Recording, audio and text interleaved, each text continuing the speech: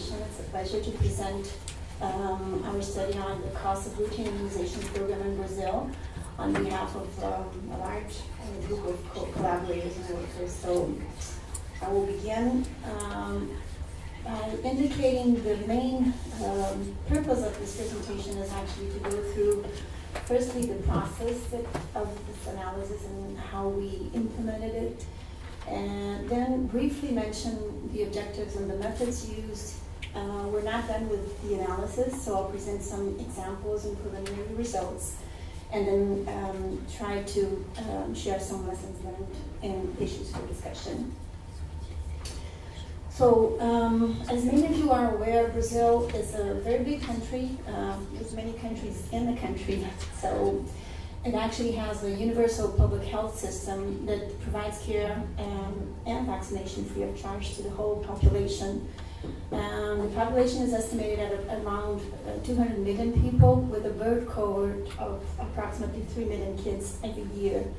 And we have a little bit more over 5,500 municipalities, mostly urban population, but many municipalities that are very low densely populated in the north region, particularly with hard to reach areas in the Amazon region. The National Immunization Program in Brazil was established way back in 1973. The routine program has specific vaccination calendars targeting children, pregnant women, adolescents, adults, and elderly, and currently includes 9 vaccines delivering 15 antigens for children specifically. In addition, there are selected periodic national immunizations, so supplementary activities, campaigns. Influenza, which is not actually a campaign because it's part of the routine for kids and for elderly and targeting elderly and children. And also every 5 years an MMR follow-up vaccination for children under 5 years of age. We have approximately 37,000 vaccination units spread out in the country. And in addition to these routine activities, there are some special activities that are targeting indigenous populations, which are concentrated in the northern region of the country, some hard-to-reach areas, high-risk groups, incarcerated populations, and others. Our focus is on the analysis of just routine activities. Brazil has been an early introducer of new vaccines and an important early adopter in the Latin American region. Brazil introduced rotavirus in 2006, and since then it has early introduced these additional vaccines, pneumococcal conjugated pneumococcal conjugate vaccine in 2012 and MMC in the same year, an increasing influenza target group from elderly only and high risk to including children 6 months of age to 2 years of age. Most recently introduced varicella vaccine in 2013, HPV and hepatitis A in 2014, all into the national routine immunization program. These recent introductions of these new vaccines have been very strongly supported by local evidence and studies on the local burden of disease and particularly on cost effectiveness of the introduction of these new vaccines. And this has been strongly driven by a lot of evidence generated in the region and a lot of studies generated in the country as well. So the study I'm presenting today is part of a package of studies which were requested by the Ministry of Health, which include studies on the impact of pneumococcal and meningococcal vaccine introduction, effectiveness of the varicella vaccine introduction, and economic studies. So we're in this corner here. So these studies were requested by the Ministry of Health, and an RFP was put and was implemented with our university. So it was a bidding process, kind of an open process, and we applied for it, and we got this project with the Ministry of Health. So it was coordinated and executed by the university, and we have a very strong partnership with PAHO and PAHO PROVAC collaborators through PAHO. So a lot of our colleagues here from PAHO and Steve have been heavily involved in this study. So PAHO, PROVAC, as you know, has an approach that has been very well received by Latin American countries in terms of strengthening national capacity to provide evidence-based and providing information for decision-making on vaccine introduction. And this has been very important for capacity building and country ownership. In Brazil, in the past, the most recent experience with PROVAC has been the support for the HPV cost-effectiveness study for HPV introduction. And a lot of tools have been developed by PROVAC, and the most recent one, which we are discussing today, is this CostVac. So we use this tool for immunization program costing. So a lot of these tools and these methodological framework for disease burden and cost effectiveness analysis have been discussed and presented to decision makers of the countries. So EPI coordinators, surveillance coordinators, and other decision makers from the country levels who periodically attend to PAHO and WHO regional training workshops. And usually what happens is that countries are participating in these workshops. They're interested that each one is doing such work with PAHO. They are interested that PAHO has provided selected guidance and provides technical support. And within this process, the country asks for support for a given analysis. And this was the case for this study. So the coordinator of the National EPI program thought that it would be very important to have a baseline cost estimate of the whole immunization program, as a lot of the groups working with cost effectiveness in the country had demonstrated the uncertainty about the incremental cost of the new vaccine. As we didn't know what was the baseline cost, it was very difficult to tick out the incremental cost. So with this, this process began. So the RFP came in, and then we did the study design in collaboration with PROVAC and in collaboration with the Ministry of Health to be sure to tailor the study considering the needs of the Ministry of Health and ultimately the NITAG members and the Ministry of Health who would be the users of this information. So moving on, so this was about the process. Now I'll move on to the main study objectives, methods, and results. So the main study objectives were to estimate the economic cost of the National Immunization Program. This is what I'm going to be presenting today. We also had two additional objectives, which were to estimate the incremental cost of the two newly introduced vaccines, varicella and hepatitis A. And in addition, to estimate the economic cost of vaccination program in indigenous areas in the country, for which data is being collected. It's actually the final month of data collection is being completed this month. So after several discussions with the Ministry of Health, these were the following desired results, so expected outcomes of this analysis. So we wanted cost breakdown by routine and campaign, the cost breakdown by recurrent and capital costs, and by input, so including buildings, vehicles, cold chain equipment, vaccine supply, labor, and others. Also cost by level of organization, so health facility, municipality, state, and national level. And finally, cost per dose administered, fully vaccinated, fully immunized child, and health facility. So this is the regional breakdown in terms of, this is in Portuguese, for the macro region. So Brazil has 5 different macro regions, and with a large variation of population size, number of municipalities, and distribution of the vaccine units. And also this is proportional to the economic indexes and socioeconomic development indexes in the country. So given this variation, our study was actually, we developed a sampling frame to have a sample representative of each of the macro regions. So we considered the perspective of the Ministry of Health, the publicly funded healthcare system. The reference year is 2013.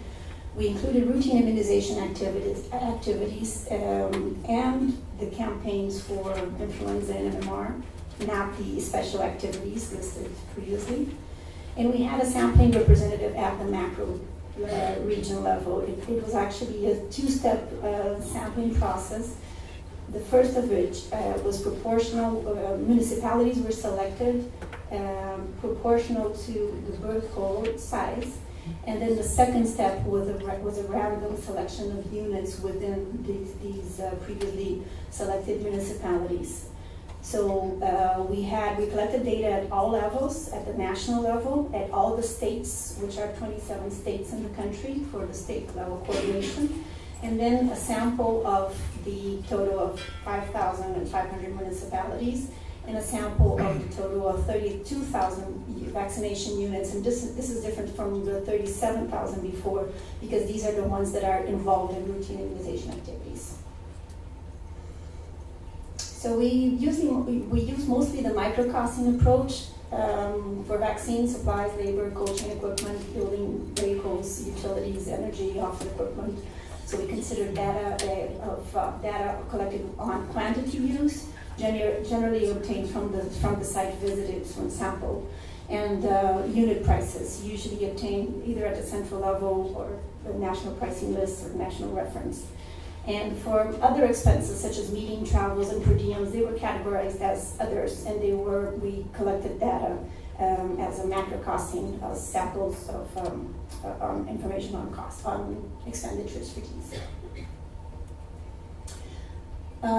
So this is a screenshot of the tool. It's an Excel-based tool. It was translated into Portuguese and then adapted. We piloted several times, and we had one tool for each level. They were very similar formats and user-friendly, but they had specifications for each data collected in each of the levels.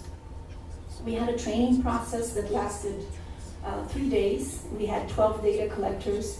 The data collectors were selected jointly by the university and the Ministry of Health, and comprised mostly of people that had experience in healthcare service delivery and management, so they would understand where to get the data and how to collect the data. And we had so the more academic staff, the graduate students and professors were paired in teams with the more hands-on experienced staff of the Ministry of Health, and they were paired to do the pilots and do the training together during this first week. And then the data collection process actually took a year. It was longer than we expected. We bumped into some political administrative issues due to last year's recent events in Brazil, but we finally managed to complete data collection in January this year. So we're speeding up with data analysis, but hopefully we'll have final results shortly. But I'm happy to share some preliminary results already. So this slide shows information on labor at the unit level. So basically, this represents the sample information stratified by macro region. And we have a total of 308 healthcare units of the sample, which had information on labor and doses delivered. And in this sample, we had a total of close to 2,400 number of people that dedicating some time of their work to EPI. And this represented an average of 8 staff per unit. This is yellow? Okay, thanks. 8 staff per unit, and 40% of their time dedicated to EPI in an average. When we extrapolate this to the national level, considering the weighting of the sampling procedures, we have a total of approximately $300 million in labor costs at the unit level, at the local level, and representing a labor cost per dose of approximately $2. So this column represents the cost in Brazilian reais and these in US dollars. This seems a lot, but and it is a lot, but there's a lot of downtime that it's considering in there. And we did a mini time motion study throughout the data collection process, and it really confirmed that there is significant downtime involved in this estimation. Here we have the cost of the vaccines. So we have the cost per dose for each of the vaccines in the schedule and the routine schedule for kids, the recommended doses, the high wastage, and you may be surprised at some of these numbers, but these are the wastage estimates that were that were resulted not from this study, but from another concurrent study on wastage conducted on site in Brazil. And we have, when considering wastage, we have the cost per vaccine per schedule. So a full schedule, including the wastage and all the doses recommended, adds up to approximately $89 per kid. And when we extrapolate that, adjusted for wastage, overall, we have an estimated total cost of close to $550 million for vaccines. Well, just to wrap up, do I have 1 more minute? We have the central level cost estimates, and this is for staff. So we have staff breakdown by role and by type of contract. We have 45 full-time staff at the national level, representing a total of $800,000 a year, and an average cost per FTE of approximately $19,000. And this is my last results slide with the total cost for the central level by component and item. So we've seen the cost of vaccines, we've seen the cost of staff at the local level. So here we have, and here we have staff at the national level, as we've seen before. And here we have all the other costs, with a significant cost for air transportation for vaccines, adding up to $21 million in that year. And so I guess this is significant in terms of equity and of reaching hard to reach areas. A lot of the issues we've discussed over this morning. And also social mobilization, which is important for campaigns and publications. So these are other activities that have a significant share of cost at the national level.